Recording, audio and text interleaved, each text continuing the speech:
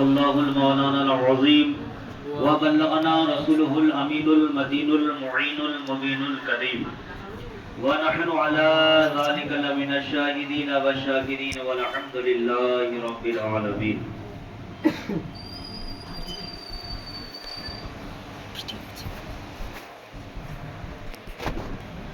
হুজুর সাল্লাল্লাহু তাআলা আলাইহি ওয়াসাল্লামের বারগাহে আকিদাত ও মুহাব্বতের সাথে একত্রিতভাবে দুরূদ শরীফের নজরানা পেশ করি। আল্লাহুম্মা সাল্লি আলা সাইয়্যিদিনা মুহাম্মদ ওয়া আলা আলি সাইয়্যিদিনা মুহাম্মদ সাল্লাল্লাহু তাআলা আলাইহি ওয়াসাল্লাম খালিকে কায়নাত ওয়াহদাহু লা শারীকের দরবারে কোটি কোটি শুকরিয়া কে আল্লাহ রাব্বুল ইজ্জত আমাদের সকলকে এই পবিত্র মাহফিলেতে আসার বসার বা কিছু শোনার তৌফিক দান করেছেন। আমরা তিনার শিখানো ভাষাতে সকলে বলি আলহামদুলিল্লাহ। তারপরে পরে দরুদের ধারা বর্ষিত হোক, অর্পিত হোক, নাজিল হোক সে মরুর দুলাল মক্কি সরদার মদিনী তাজদার পাপী ও তাপীদের উদ্ধার ज़हर अवतार काली कमली वाले आका नबी मौला नबी मलजा नबी जे नबीर हाथे জান্নাতের চাবি যিনি নুরুল আলা নূর জিনার কদম চুমে জান্নাতের হুর যিনি সিরাতে মুস্তাকিম তাহা ওয়া ইয়াসিন মুজাম্মিল ওয়া মুদাসসির নবী এক কথায় 18000 মাখলুকাতের সর্বশ্রেষ্ঠ মাখলুক হুজুর সাল্লাল্লাহু তাআলা আলাইহি ওয়াসাল্লামের পবিত্র রওজা মুবারকে কোটি কোটি দরুদ ও সালাম ও শান্তির ধারা বর্ষিত হোক, সকলে বলি আমিন। শ্রদ্ধেয় সম্মানীয় শ্রোতা মণ্ডলী সকলকে আমার অন্তরের অন্তঃস্থল থেকে ইসলামিক শুভেচ্ছা বা ভালোবাসা। আসসালামু আলাইকুম ওয়া রাহমাতুল্লাহি ওয়া বারাকাতুহু। সন্ধ্যের পর থেকে তিলাওয়াতে কালামে পাক, হামদে বারি তাআলা, নাতে রাসূল, মানকাবাতে গৌসে পাক আমরা শুনছিলাম। নুরানি, হাক্কানি, ইরফানি ছোট ছোট বাচ্চাদের মুখ দ্বারা থেকে নাতিয়া কালামে পাক শ্রবণ করছিলাম। এই নাতে পাক অনেকে বলেন যে নাত পড়ার প্রয়োজনটা কি আছে। নাত কাকে বলে? নাত আমার নবীর শানেতে যিনি মৌলানা সাহেব হবেন তিনি হাদিস ও কোরআনের রোশনীতে বয়ান করবেন। আর কবিদের কাজ হচ্ছে তেনারা কবিতা একটা হাদিসের টুকরোকে বা কোনো একটা ঘটনাকে একটা ছন্দের মধ্যে ওনারা বানিয়ে দেবে। নাত পড়াটা হচ্ছে হাসান বিন সাবিত রাদিয়াল্লাহু তাআলা আনহুর সুন্নাত আর শোনাটা হচ্ছে আমার নবীর সুন্নাত। সুবহানাল্লাহ সুবহানাল্লাহ। তো নাত শোনাটা দরকার। নবী পাক সাল্লাল্লাহু আলাইহি ওয়াসাল্লাম ইরশাদ করেন, হে হাসান তুম নাত শোনাও। কাকে বলছেন? রাসূল বলছেন, হে হাসান তুমি নাত শোনাও, হামদ বারি তাআলা শোনাও। কিসের মাধ্যমে? ছন্দের মাধ্যমে। দেখবেন আরবিতে অনেক কালাম আছে নিকটে, তার সাথে সাথে তালা আল বদরু আলাইনা মিন সানিওয়াতিল বিদাই ওয়াজাবা শুকরু আলাইনা মাদা আলিল্লাহি দাই। এই যে কালামে পাক আরবিতে, তখন তো আরবিতে শোনাতেন। এখন আমরা উর্দুতে, বাংলাতে ওই নবীর শানকে আমরা বয়ান করে বাচ্চারা শোনাচ্ছিলেন। আল্লাহ তাবারক ওয়া তাআলার দরবারে কোটি কোটি শুকরিয়া কে আল্লাহ রাব্বুল আলামিন হাসান বিন সাবিতের কদমের মধ্যে আমাদেরকে রেখেছেন, তার সাথে সাথে নবীর সুন্নাতকেও আমাদের আমল করার তৌফিক দিয়েছেন। মুআজ্জাজ আমিন, আমি খুতবা মাসনুয়ার পরে পরে একটি আয়াতে কারিমা আপনাদের সম্মুখে তিলাওয়াত করেছি বা পাঠ করেছি। বিসমিল্লাহির রহমানির রহিম। আলা ইন্না আউলিয়া আল্লাহি লা খাউফুন আলাইহিম ওয়া লা হুম ইয়াহজানুন। আলা হুশিয়ার, ইন্না নিশ্চয় আউলিয়া আল্লাহ, আল্লাহর মাহবুবগণ, লা খাউফুন তিনাদের কোনো ভয় নেই, ওয়া লা হুম ইয়াহজানুন ইহ জগতে এবং পরজগতে। বলুন সুবহানাল্লাহ। কে বলছেন এই কালাম?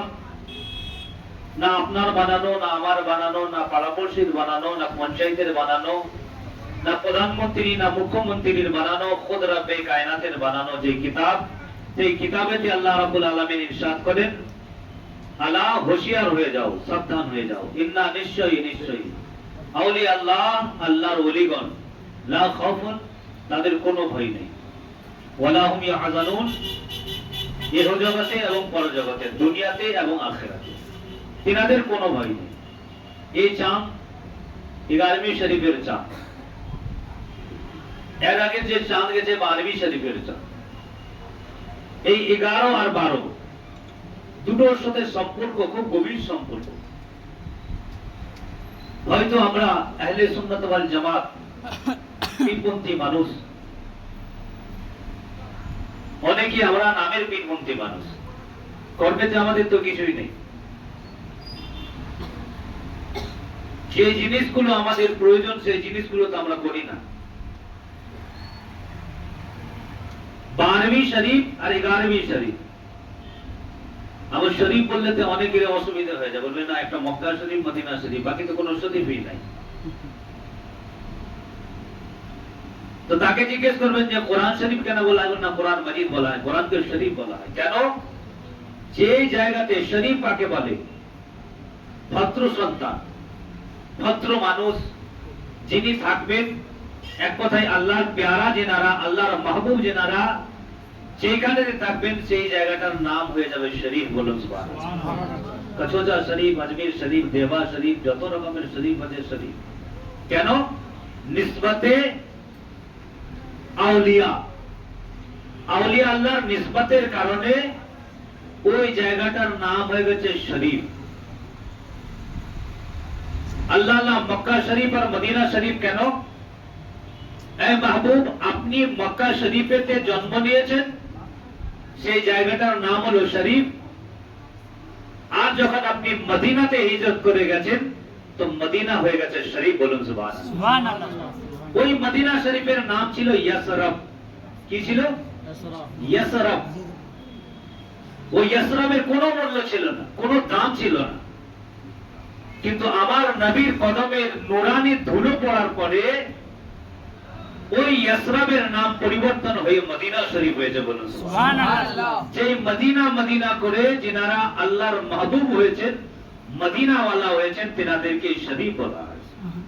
আজিজানে মোহতারাম, তো 11वीं শরীফের মাস গৌসে সামদানি, কুতুবে রব্বানি, মাহবুবে ইয়াজদানি, ইন্দিলে লাসানি, শেখ মুঈউদ্দিন আব্দুল কাদের জিলানী ওয়া গিলানী বড়ে পীর রহমাতুল্লাহ আলাইহির ইচ্ছা। আর তার সাথে সাথে আমাদের চাচি যান যে দুনিয়া থেকে গেছেন, দিনারও চল্লিশে। আল্লাহ রাব্বুল আলামিনের কাছে আমরা দোয়া করব, আল্লাহ রাব্বুল আলামিন গৌসে পাকের সাদকাতে যেন ওনার আম্মাকে ক্ষমা করে দেয় বা চাচি জানকে যেন জান্নাতবাসী করে। বলুন আমিন। আমিন। এই 11वीं শরীফের সম্পর্কটা গভীর সম্পর্ক। আল্লাহ রাব্বুল আলামিন যে পাক কালামুল্লাহর মধ্যে ইরশাদ করেন আলা, এই আলা হচ্ছে যে আরবি শব্দ। আমরা যেখানেতে ট্রান্সফরমার লাগানো থাকে সেখানে কি লেখা থাকে? ডেঞ্জার লেখা থাকে, ইংলিশেতে খাতরা লেখা থাকে, বিপদ লেখা থাকে বাংলাতে। আর ওইটা যখন আপনি সৌদি আরবে চলে যাবেন ওইখানে কি লেখা আছে? আলা। কি? আলা। তো আল্লাহ রাব্বুল আলামিন আলা বলে হুঁশিয়ার করছেন কাদেরকে? এই দুনিয়ার বিশ্ববাসীরা, আলা তোমরা হুঁশিয়ার হয়ে যাও, ইন্না নিশ্চয়ই নিশ্চয়ই আউলিয়া আল্লাহ, তাদের কোনো ভয় নেই, আউলিয়া আল্লাহদের কোনো ভয় নেই, ওয়ালা হুম ইয়াহজানুন, দুনিয়াতে এবং আখিরাতে। তিনা তার নিচরকে আপনাদের সম্মুখে পেশ করব। এই চাঁদটা তো 11वीं শরীফের চাঁদ। কেন না তেনার প্রশংসা আমরা করি? কোন গৌসে পাক जिनार नाम सुनले आगुन हो जाए पानी, अब्दुल कादिर जिलानी। अल्लाह कुरबान जान से আমরা ওলির মাহফিলেতে উপস্থিত হয়েছি। 40 উপলক্ষে নিয়ে মাহফিল, কিন্তু জিকিরে খায়রুল আনামের মাহফিল, তার সাথে সাথে গৌসে পাকের চাঁদের মাহফিল।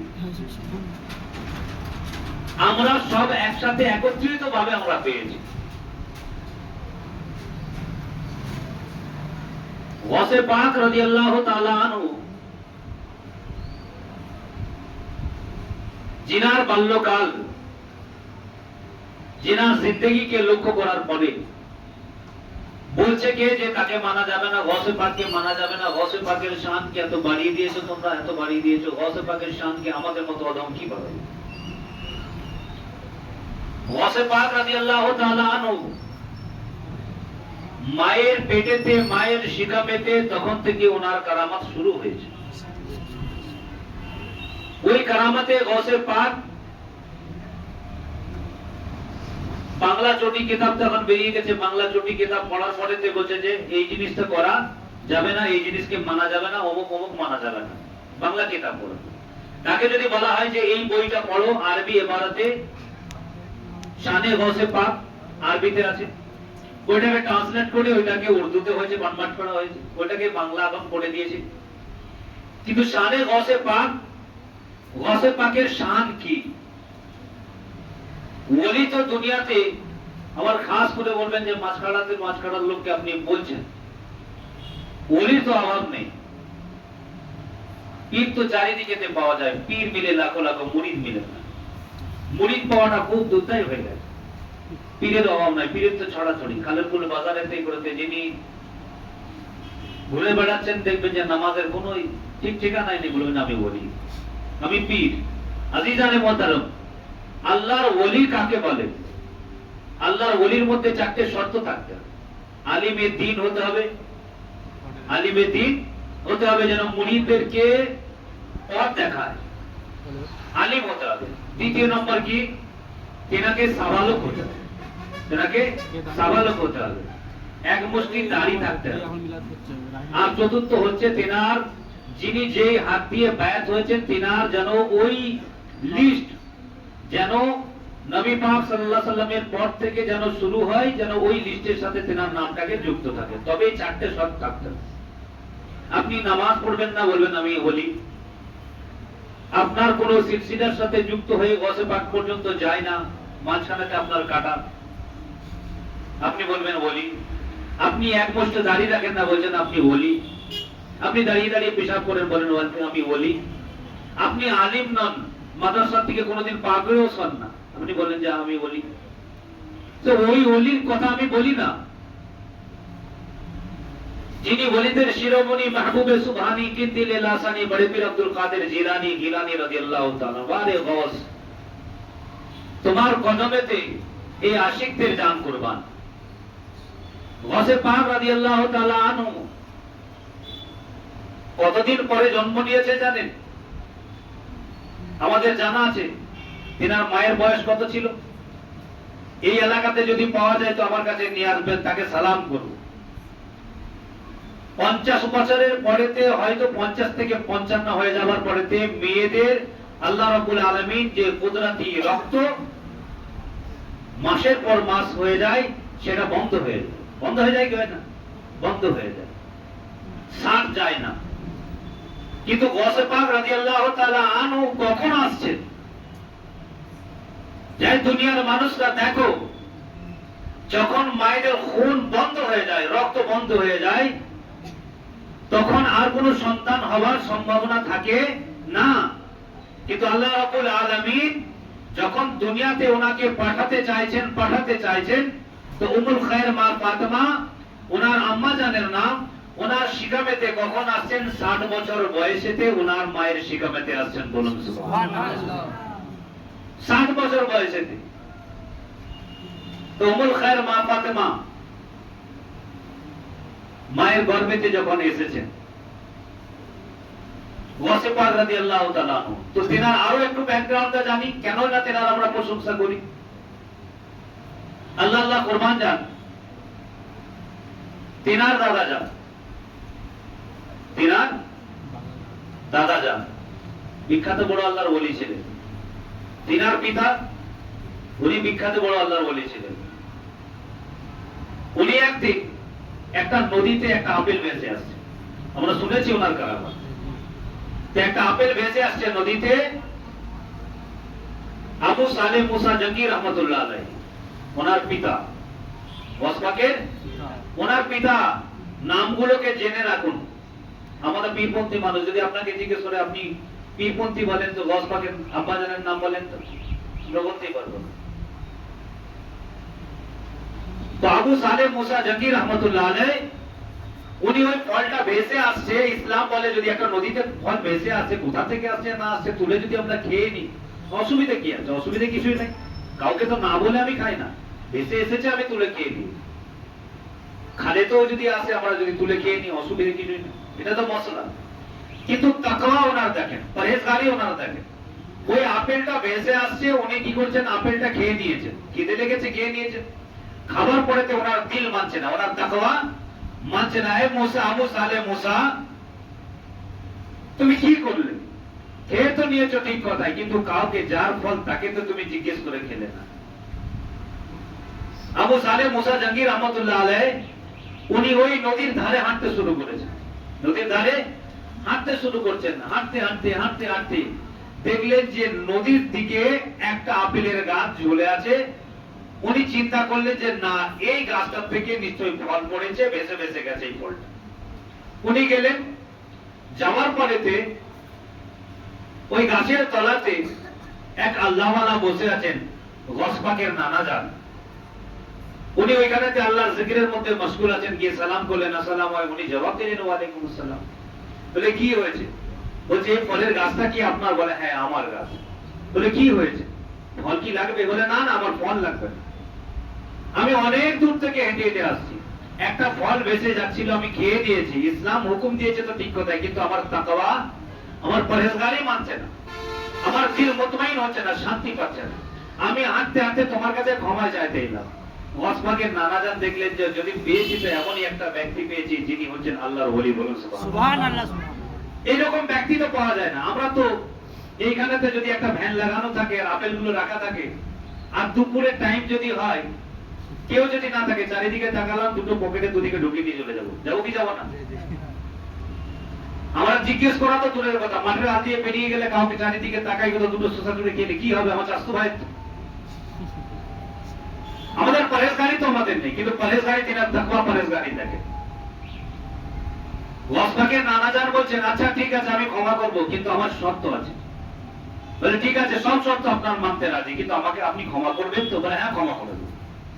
বলে আচ্ছা ঠিক আছে এক কাজ করো, আমার এখানেতে কিছু রিওয়ায়াত আছে 3 বছর, কিছু রিওয়ায়াত আছে 1 বছর। আমি 1 বছরই ভাবলাম যে 1 বছরই মেনে নিই। বলছে 1 বছর আমার এই বাগানেতে দেখভাল করতে হবে আর পানি দিতে হবে। বলে আচ্ছা আপনি ক্ষমা করে দিবেন? বলে আচ্ছা ঠিক আছে ক্ষমা করবেন। উনি কি করলেন, গাছপালা ওইখানে পরিষ্কার করতে শুরু করলেন, গাছে পানি দিতে শুরু করলেন।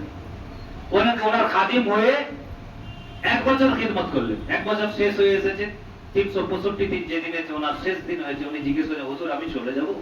আমাকে বলছে না না না হবে না, আরো 1 বছর করতে হবে। বলুন সুবহানাল্লাহ।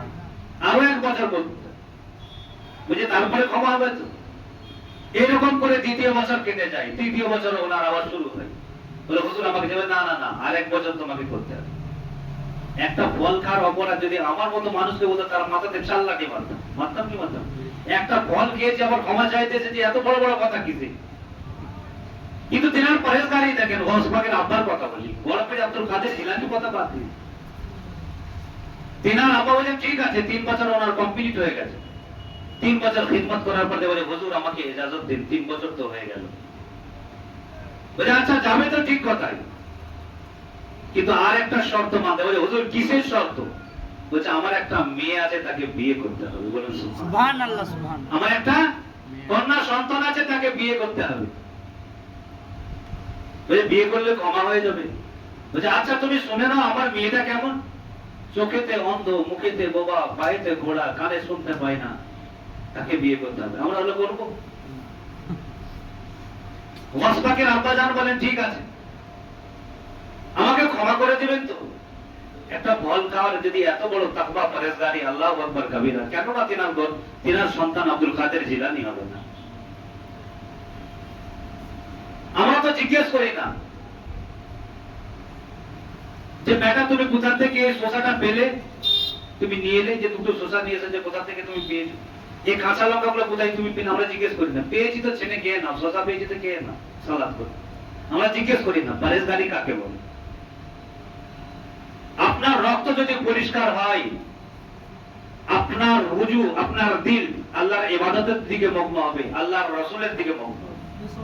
আপনাকে কিছু বলতে হবে না, করতে হবে না, দিল অটোমেটিক আপনার ওই দিক থেকে চুম্বকের মতো আকর্ষণ হবে। ওই মদিনাওয়ালার ওই আকর্ষণ আপনার দিকে হবে, আপনাকে ওই দিকে টানবে, আপনার দিল মুতমাইন হয়ে যাবে। নামাজের মধ্যে আপনি শান্তি পাবেন, সবটাতে আপনি শান্তি পাবেন। বড় পীর আব্দুল কাদের জিলানীর আব্বাজান বলেন, আচ্ছা যদি আমাকে ক্ষমা করে দিন, আমি বিয়ে করতে রাজি আছি। বলছে আচ্ছা ঠিক আছে, তুমি বাড়িতে যাও, বাড়িতে গিয়ে প্রস্তাব বলো। বাড়িতে গেছেন, বাড়িতে গিয়ে আলোচনা করেছেন এই বিষয়। আমি তো খিদমত করেছি 3 বছর, সবই তোমরা জানো, আসা যাওয়া করতাম। কিন্তু আরেকটা শর্ত উনি রেখেছেন যে ওনার একটা মেয়ে আছে, মুখেতে বোবা, কানে শুনতে পায় না, চোখে দেখতে পায় না, পায়ে আপাহিত। ওনার ওই কন্যা সন্তানকে বিয়ে করতে হবে। বাড়ির লোক বলে ঠিক আছে, যদি তোমার এই তাকওয়া পরেশগারি যদি এটাই বলে তাহলে তুমি করে নাও, অসুবিধা কি আছে। বিয়ে তারিখের ডেট ঠিক হয়েছে, বিয়ে শাদী হয়ে গেছে। আবু সালেহ মুসা জাহাঙ্গীর রহমাতুল্লাহ আলাইহির তাকওয়া পরেশগারি, উনি যখন গেছেন, যাওয়ার পরে নিজের হুজরা শরীফেতে গিয়ে আল্লাহর ইবাদতের মধ্যে মগ্ন আছেন। আর যে রাতটাকে বলি আমরা বাসর ঘরের রাত, আমরা অন্যভাবে নিই বাসর ঘরের রাতটা, অন্য মাইন্ডেতে আমরা ঢুকে নিই। ওই বাসর ঘরের রাতটা এমনই একটা রাত, মধুর মিলনের রাত, আল্লাহর সাথে এই দুজনা স্বামী স্ত্রী ঐক্যবদ্ধ হওয়ার রাত। ওই রাতটা গভীর রাত, আল্লাহর ইবাদতের মধ্যে কাটানোর রাত। দুজনা মুসাল্লা বিছিয়ে আল্লাহর কাছে আমরা ওয়াদা করব, আল্লাহ আমাদেরকে সঠিক পথে আমাদেরকে চালাও, আল্লাহ তুমি আমাদেরকে সঠিক পথ দেখাও। আমরা সেটা বলি না, বাসর ঘরের রাত মানে অন্য আমরা মাইন্ডে নিয়ে নিই। আবু সালেহ মুসা জাহাঙ্গীর রহমাতুল্লাহ আলাইহি ইবাদতের মধ্যে মগ্ন আছেন। ওনার স্ত্রী উম্মুল খায়র মা ফাতেমা ওয়াসফাকের আম্মা জান, উনি পাশের বাড়ি থেকে উনি হেঁটে ওই ওনার হুজরা শরীফে ঢুকে এসে সালাম করছেন, আসসালামু আলাইকুম। উনি তো অবাক হয়ে গেল, আমার তো শ্বশুর মশাই বলেছিলেন যে আমার মেয়ে তো মুখে বলতে পারে না, মুখে তো বোবা, সালাম করলো কি করে। আবার যদি পায়ে আপাহিজ হয় তো পাশের রুম থেকে হেঁটে আমার রুমেতে এলো কি করে, দেখতে পাই না তো চোখে বলেছিলেন, তো চোখে থেকে এলো কি করে আমার রুমটা। উনি চিন্তায় পড়ে গেছে। সকাল হয়েছে, আবার ওনার কাছে ছুটেছেন। কার কাছে? ওয়াসফাকের নানা জানের কাছে। হুজুর আপনি তো বলেছিলেন যে আমার মেয়ে পায়ে আপাহিজ, মুখেতে বোবা, কানে শুনতে পায় না, কিন্তু আপনার মেয়ে তো একটা বাড়ি থেকে, একটা রুম থেকে হেঁটে আমার রুমেতে হেঁটে চলে এসেছে। বলে বেটা ওইটাই তোমার স্ত্রী। বলে হুজুর আপনি তো বলেছিলেন তো পায়ে আপাহিজ, তো কি করে হেঁটে এসেছে। বলে বেটা আমি এই কারণে বলি না, আমার মেয়ে কোনোদিন এই দুটো পায়েতে কোনোদিন আমার গেটের বাইরেতে কোনোদিন বের হয় না। বলুন সুবহানাল্লাহ। আমার মেয়ে দুটো এই দুটো চোখেতে কোনোদিন পরপুরুষকে কোনোদিন দেখে না। আমার মেয়ে কোনোদিন খারাপ কথা কোনোদিন এই কানেতে শুনে না, মুখেতে কোনোদিন খারাপ ভাষা কোনোদিন ব্যবহার করে না। আমি সেই জন্য বলেছিলাম পায়ে আপাহিজ, মুখেতে বোবা, চোখে দেখতে পাই না, কানে শুনতে পাই না। আল্লাহু আকবার কবীরা। গৌসে পাক রাদিয়াল্লাহু তাআলা আনহু আব্বা জান, উনি ওই রাত্রিতে আল্লাহর বারগাহেতে দোয়া করছেন, হে রব্বে কায়নাত, রব্বে রব্বে যুল জালাল। এটা কেমনই একটা পরীক্ষা, কেমনই একটা পরীক্ষা। যেই মেয়ে আপাহিজ ঘোড়া, কিন্তু আল্লাহ এত সুন্দর, উম্মুল খায়র মা ফাতেমা ওয়াসফাকের আম্মা জান এত সুন্দর দেখতে ছিলেন। রিওয়ায়াতের মধ্যে, রাবী রিওয়ায়াতের মধ্যে লিখছেন, ওই মিশরের রমণীরা কি দেখতে সুন্দর ছিল, তার থেকে অধিক গুণ বেশি ওয়াসফাকের আম্মা জান দেখতে সুন্দর ছিল। সুবহানাল্লাহ সুবহানাল্লাহ। ওয়াসফাকের আব্বা জান, ওনার খানদান হাসানি, উনি ইমাম হাসানের বংশধর থেকে। আর ওয়াসফাকের আম্মা জান ইমামে হুসেনের বংশধর থেকে। বলুন সুবহানাল্লাহ সুবহানাল্লাহ। ইমামে হুসেনের বংশধর থেকে হাসানি এবং হুসাইনিকে বড় পীর আব্দুল কাদের জিলানী রাহমাতুল্লাহ আলাইহি। এদিকে চলে আসে, এদিকে চলে আসে ওইখানে। কিন্তু আবু সালেহ মুসা জাহাঙ্গীর রাহমাতুল্লাহ আলাইহি তিনার তাকওয়া ও পরহেজগারি আল্লাহ আল্লাহ কুরবান যান। একটা আপেল খাওয়ার বদৌলতে উনি ক্ষমা চাইতে কত দূর গেলেন। আমরা তো সেই সিলসিলাতে অর্থাৎ গস পাকের চাহনে वाला মাননে वाला আমাদের কি করা দরকার? আমরা তো হারাম হালাল বেঁচে খাই না, তারপরে বলি আমার বাড়িতে কেন আল্লাহ রহমত দেয় না, আমার খাবারের মধ্যে কেন বরকত দেয় না। কি করে আপনার বাড়িতে বরকত রহমত দেয়? আমি তো হারাম হালাল বেঁচেই খাই না, যতটুকু পারবো আমরা বেঁচে আমরা খাবো। আজিজানে মোহতারাম, গৌসে পাক রাদিয়াল্লাহু তাআলা আনহু যখন মায়ের শিকামেতে, মায়ের গর্ভেতে উম্মুল খায়ের মা ফাতেমা উনি ইরশাদ করেন, আমাদের সন্তান পেটেতে বলেন আমাদের বাচ্চা লাফাচ্ছে, পেটে লাথি মারছে, কিন্তু গৌসে পাকের শানকে দেখেন। গৌসে পাক রাদিয়াল্লাহু তাআলা আনহু যখন দুনিয়াতে ভূমিষ্ঠ হয়েছেন, মাকে বলছেন, মা আপনি আমাকে ক্ষমা করে দিন। বলে, বেটা তুমি কি করেছো? তুমি তো ছোট বাচ্চা, এই তো কথা বলতে শিখেছো, তুমি ক্ষমা চাইছো আমার সাথে কি কারণে? কি এমনই ভুল কাজ করেছো? বলে, আম্মা আপনার আব্বাজানের ওই বাগানেতে আপনি আপেল পাড়তে গিয়েছিলেন, আর ওইখানে একটা বিষাদর সাপ ছিল, আপনি হাত বাড়াতে গিয়েছিলেন, ওই সময়তে আপনার পেটে যন্ত্রণা শুরু হয়েছিল। যন্ত্রণা কিছুই ছিল না, আপনার পেটেতে আমি কামড়ে ধরেছিলাম। আম্মা জান আপনাকে আঘাত দিয়েছিলাম, আপনি আম্মা আমাকে ক্ষমা করে দিন। আব্দুল কাদের জিলানীর আম্মা জান ওনাকে জড়িয়ে ধরে বলেন, বেটা ওইটা অনেক দিনের ব্যাপার, আল্লাহ রাব্বুল আলামিন ওনাকে সেই শান ওনাকে দিয়েছেন। গৌসে পাক বলেন, আম্মা আল্লাহ রাব্বুল আলামিন আমাকে সেই শান আমাকে দান করেছেন, যেই আমি মায়ের পেটেতে আসার আগেতে আমি সেই সিতারার মতো আমি চমকাচ্ছিলাম। বলুন সুবহানাল্লাহ। তিনি হলেন আব্দুল কাদের জিলানী রাহমাতুল্লাহ আলাইহি। তিনার এটা চাপ, বড় পীর সাহেবের আমাদের চাপ। তো বড় পীর আব্দুল কাদের জিলানী রাহমাতুল্লাহ আলাইহি, তিনার শান যদি সারা রাত বয়ান করা হয় তো তিনার শান বর্ণনা করে শেষ করা যাবে না। তো গৌসে পাকের কারামত, উনি ছোট্ট বাল্যকাল, উনি মায়ের পেটেতে যতদিন ছিলেন উম্মুল খায়ের মা ফাতেমা ওনার আম্মা যান, ততদিন কোরআনের তিলাওয়াত করতেন আর উনি তিলাওয়াত শুনতেন, শুনতে শুনতে উনি মুখস্থ করতেন। গৌসে পাক রাদিয়াল্লাহু তাআলা আনহু যখন একটু বড় হয়েছে, ওনার 8 বছর বয়স, ওনাকে মাদ্রাসাতে দিয়ে দেওয়া হয়েছে। আমাদের ছোট ছোট এই ফুলগুলোকে আমরা দেখতে পাই, এরা হচ্ছে মেহমানে রসুল, রসুলের মেহমান। অনেকে দেখবেন যে ছোট নজরে অনেকে দেখে, মাদ্রাসার ছেলেদেরকে অনেকে ছোট নজরে দেখে। কেন? এগুলো মাদ্রাসার ছেলে তো, এদের কোনো মূল্য নাই। কিন্তু এই মেহমানে রসুল যদি খুশি হন, যার মেহমান তিনি খুশি হয়ে যাবেন, আর তিনি যদি খুশি হয়ে যান রব্বে কায়নাত খুশি হয়ে যাবেন। মেহমানে রসুলের গুরুত্ব অনেক। তো বড় পীর আব্দুল কাদের জিলানীর আম্মা জান বলে, বেটা তোমাকে মাদ্রাসাতে দাখিলা করাতে যাব। বলে, আম্মা জান ঠিক আছে, দাখিলা করাতে যাবেন তো ঠিক আছে। তো ওইখানেতে কাফলা যাচ্ছেন, ওই কাফলাদের সাথে, তখন তো কাফলা চলতো, উটের পিঠেতে খাবার নিয়ে গেছে, জঙ্গলে থেকে সারা সারা মাস চলতো, কাফলা যেত, এই জায়গা থেকে অমুক জায়গায় যাচ্ছে, কাফলা পেরিয়ে যাচ্ছে। তাদেরকে জিজ্ঞেস করতো, সামনে লেখা থাকতো যে কাফলা কোথায় যাবে, বলে না মক্কা থেকে মদিনাতে যাচ্ছে, এটা ইরাক যাচ্ছে, এটা ইরান যাচ্ছে, এটা অমুক যাচ্ছে, লেখা থাকতো।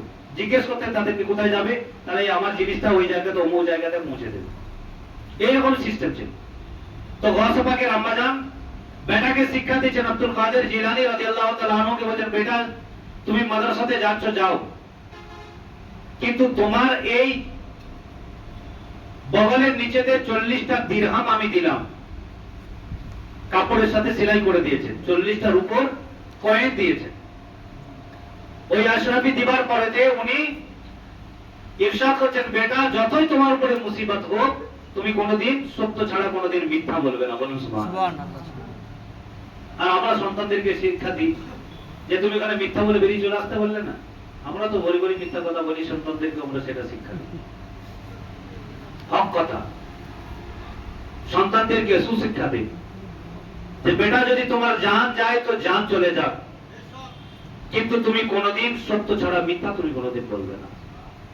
তুমি হারাম লোকমা কোনোদিন তুমি নিজের জবানেতে ঠেকাবে না। সন্তানদেরকে এই সুশিক্ষাগুলো দেওয়া দরকার আছে।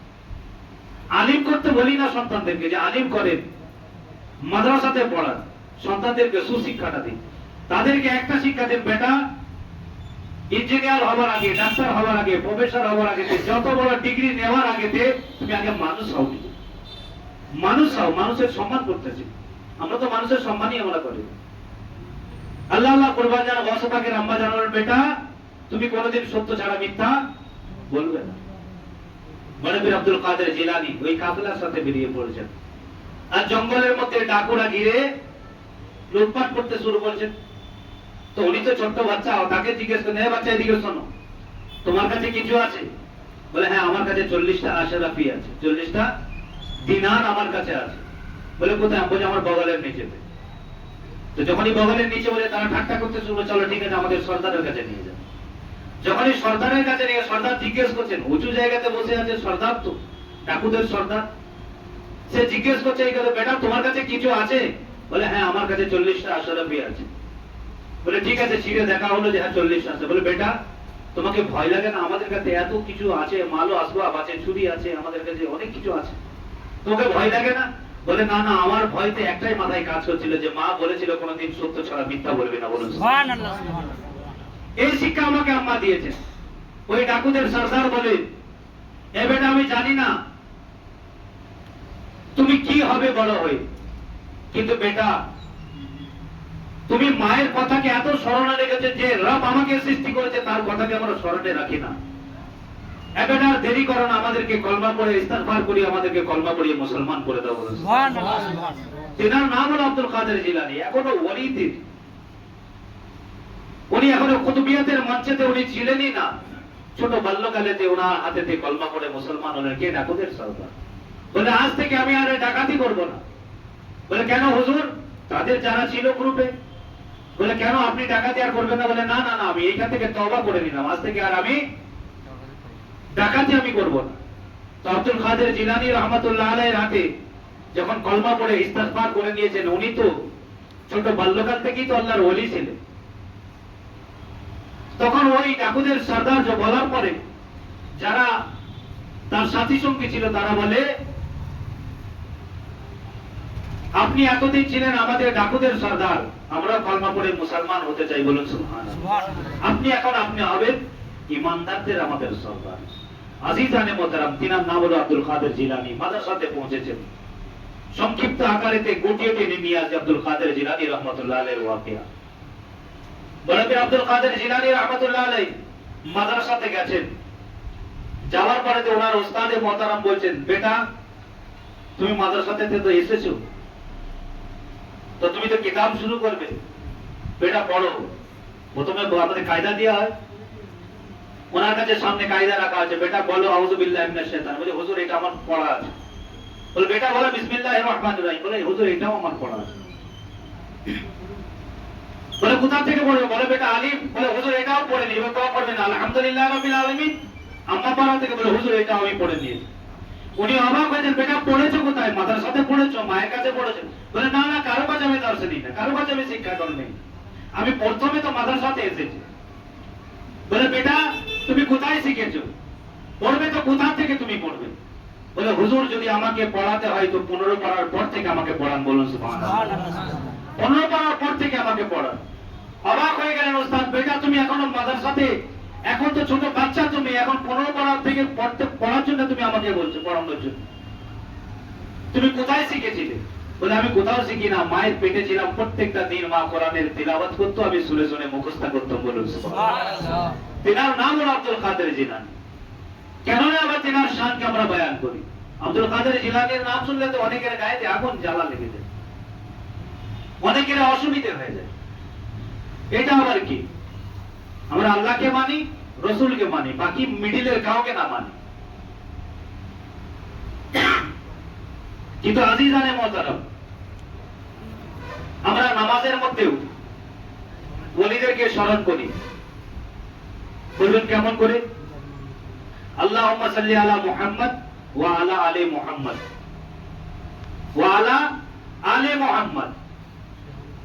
নবীকে তো স্মরণ করি এবং নবীর আলকেও আমরা স্মরণ করি। নবীর আল হলেন গৌসে পাক রাদিয়াল্লাহু তাআলা।